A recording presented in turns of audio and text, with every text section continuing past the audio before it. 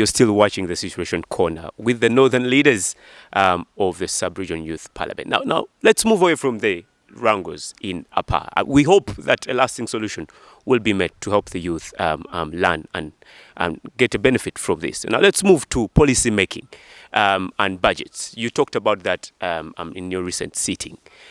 You want youth to be engaged in policy making and budgets, but I also know that there is a budget for the youth. What do you have to say about that, the Speaker? Thank you so much, Mr. Moderator. I want to bring to your awareness and to the awareness of our viewers that it's a beautiful thing to be a young person. And I believe that just like Kofi Annan, the former Secretary General of the United Nations, puts it, that any society, any nation that cuts itself from its young people is bound to choke and perhaps will fail, right? We believe that young people make a very significant contribution for nation building. We believe that this is so because the needs of young people are very special. This is so because the needs of young people are unique.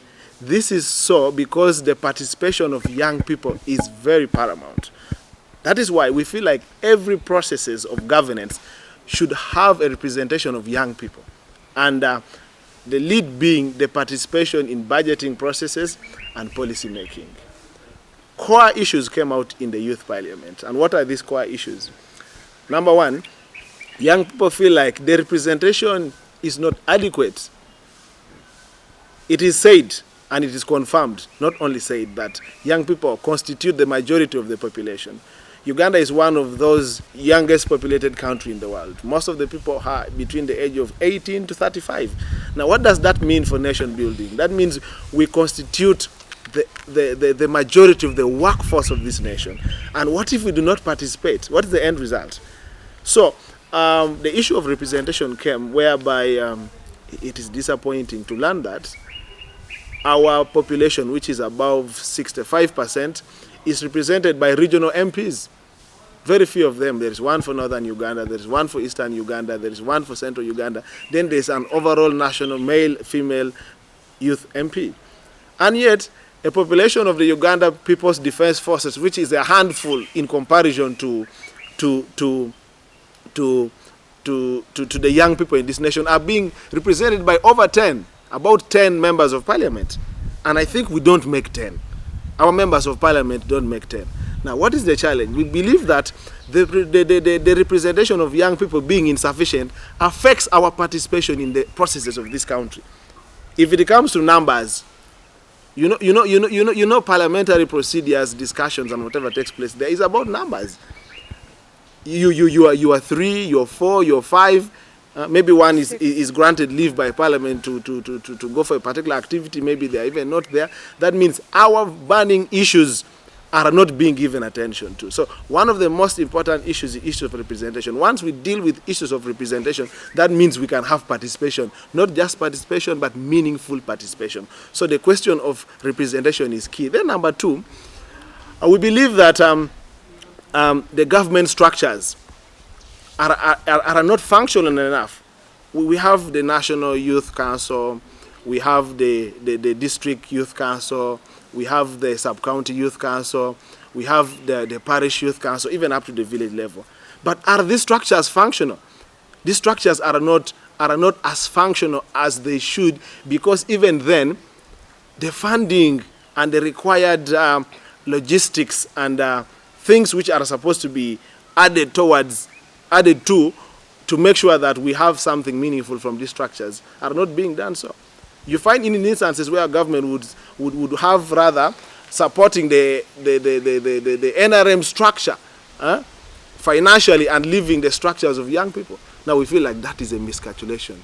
Okay, on the issue of policy making and youth engagement, allow me engage with the clerk of the Northern Youth Parliament. Now the Speaker was talking about the government not being able to actively engage with the youth, to include them in the policy making and decision making. Do you really think the youth are up to the task to really critically engage in policy making? Are they really informed and carry the knowledge of making laws that really affect the broader aspect of the youth within the northern region? Yeah, thank you very much, Moderator. I would also want to to engage on the aspect of policy making, which as young people we think there's been, first of all, even the small representation that we have right now, the one that the speaker talked about, we also feel there has been a mismatch of policies. So you find that policies that will directly help, maybe will directly help influence, maybe bringing a change to what young people are directly given, have also not been given priority. So you find that the policies that would help, maybe get more funding for young people who are in agriculture, get more funding for young people who are in different sectors, they have not been given priority. But you'll find certain policies that don't even directly help young people have been given priority in Parliament. So right now, what does it directly, explain? It explains that even the small representation that we have right now is not, it's not directly helping the young people, the big population of young people in Uganda. So right now, we feel what young people are experiencing and they are facing, they can directly give solutions, lasting solutions. So from what young people discuss, from the debates that young people can carry on, that basically informs what government should do to the young people, to this young population that is so much unemployed, that is so much uneducated, that is so much facing a lot. They can directly, give lasting solutions to the issues they are facing in society. And we feel that has not been given the attention it deserves, even when they are pretty much aware that we are a young population and we have so many young people who are doing so much. You'll find that the highest population of criminals in Uganda, it will still go back to young people.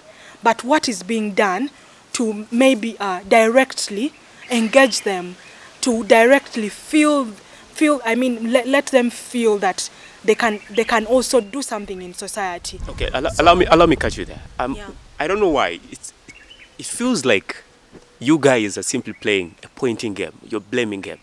I don't know why. Well, let's talk about the policies. Some of the policies which are already in place that government has put in place. Let me talk about economic policy. For example, the parish development model has been pushed out. You guys are not talking about it. Isn't that supposed to be helping the youth economically? Have you tried to expand or share the dividends of this policy? For example, there is money in the Ministry of Gender that is earmarked for the youth. Have you tried to engage the youth in the northern region to try and get this money out so that they can improve their lives? In our recent sitting, interestingly, we had a conversation around the parish development model. The president promised young people that the parish development model will prioritize young people with a 30%, which we know very well. When you read through the parish development model policy, young people have not been given priority. So they will only say that we will give, priority of 30%, but to maybe a group that has young people or has a young person, which we feel does not directly help young people in different. So the parish development model, which so many young people are very much aware of what it entails, also doesn't give priority to young people. So what are the other policies? I also feel if right now you find a ministry saying they don't have money to do certain things, then it's not helping. We feel the representation would actually do much better. Okay. Allow me push this to the speaker. Again, sticking to the parish development model. You speak of the youth being a marginalized group. By the time you are a youth, you are an adult. Now, in this percentage of the parish development model, you're saying you want 30% earmarked for the youth. Now, let me say there is a 70%. As a youth who's productive and engage in economic activities within the country, can you engage with that 70%? Can't you engage and apply and be given funds to do an economic activity? Why are you always asking for a section? Why aren't you a part and parcel of the economic activities within this nation? Why do you have to say the youth? You are actively adults and you engage in the economic activities. Why don't you engage as an adult and ask for these funds? Thank you so much, Mr. Moderator. Yes. There are a lot of things here. I want to begin from the perspective that I come from Kidgum municipality, where I am the vice chairperson of the youth council in my parish. Recently I was home and I was engaging my chairperson because having read through the parish development model very well, and I asked him whether he's on the parish committee for the parish development model, and a very serious answer which he gave me, he was not. Now you see where the problem is coming from. You will ask yourself, why are young people being excluded even from the committees themselves? You know, the kind of participation we are talking about, maybe the rationale for this is that you're saying we are literally adults. We are adults, but with very special needs. That's why we believe that we need to be given a special attention, because once we have the young people empowered, that means we are empowering tomorrow's elders. And once we leave issues of young people unattended to, that means who is going to be in the position of responsibility to serve this country if we do not pay much attention. Therefore, the young people asking for 30% kind of ring fencing is not like we are not able to compete favorably, but still the Constitution recognizes through affirmative action that yes, we are a marginalized community of people. We have unique needs which needs to be given special attention. That is why it is still paramount that we need to be given that kind of arrangement. But what are we trying to talk about in terms of participation? You know, we are not going to look at the beauty of the policy, the youth livelihood policy, the parish development. Before we go into the depth of the structure of the policy itself, we want to be involved by the design of the policy itself. Before what's with the design of the policy? How is it inhibiting? It sidelines young people. We are talking about a design that have voices of young people also involved. We want at the initial stages of benchmarking for a particular policy, young people must be given opportunity. Who knows? Can you guarantee to us that this parish development model, the people who invented this design, had youth? You might find that this policy is piloted by elders who do not know adequately the needs of young people. And yet we have National Youth Council, which is a basic structure of young people, and a number of others who are not being given this kind of attention. Number two, we believe that issues of implementation, young people should be also put at the implementation stages of these projects so that they are made accountable. Is one way to ask young people to be accountable. Okay. Thank you very much for sticking with us, the viewers. Now, this is what the leaders are saying. From what they have said, this is what I pick out. Yes, you have planned for us. Yes, you have earmarked money for us. But no, we need to be engaged in the planning. No, we need to be engaged in the earmarking. I believe this is what they're trying to say. Now, let us move to the next motion. You did debate and discuss about unemployment.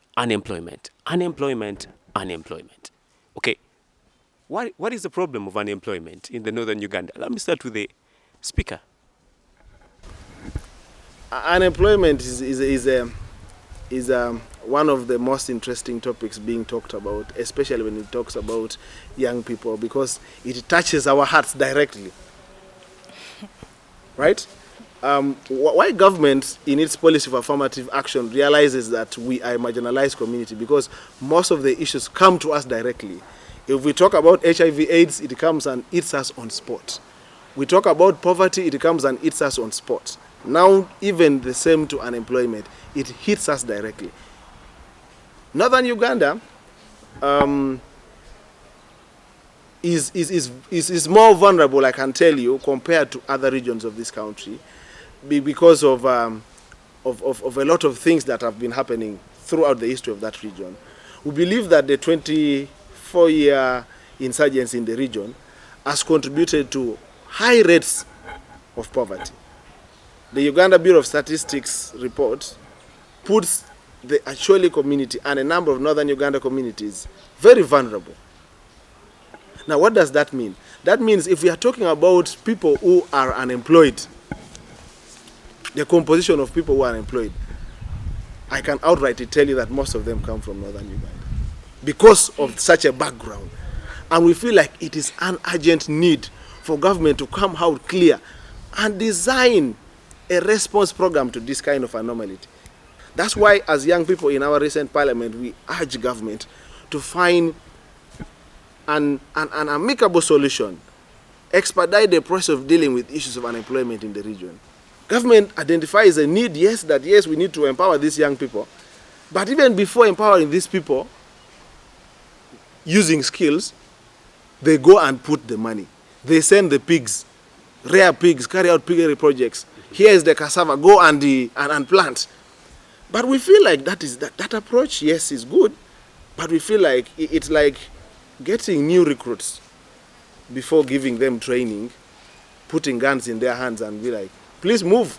So what you're trying to say, primarily, there has to be economic training on principles of how to develop yourself as individuals, on how to make money as a people. That is primary. Yes, we believe that mindset change, empowerment on skills has to take precedence. Okay. We've seen government send pigs, we've seen government send money, we've seen them tell us about parish development model. Before training. It is a total wild goose chase, I can tell you. Thank you very much. And allow me also say thank you to our partners who have allowed the youth to participate in decision making at all levels. Partners like the EU, the GIZ, the German Corporation, the National Parliament, and the Faraja Africa Foundation. It's a big thank you to you. Now, before I leave the show, allow me to say that this show has been brought to you by Faraja Africa Foundation, the civil society in Uganda support program, which is implemented by the Deutsche International Foundation. Now, the financial support from the European Union and the German government. Now, however, the contents of this show are very, very important and are our responsibility. Now, thank you for joining me on the show. I've been your host, Isaac Daxe Wakalanga. Bye.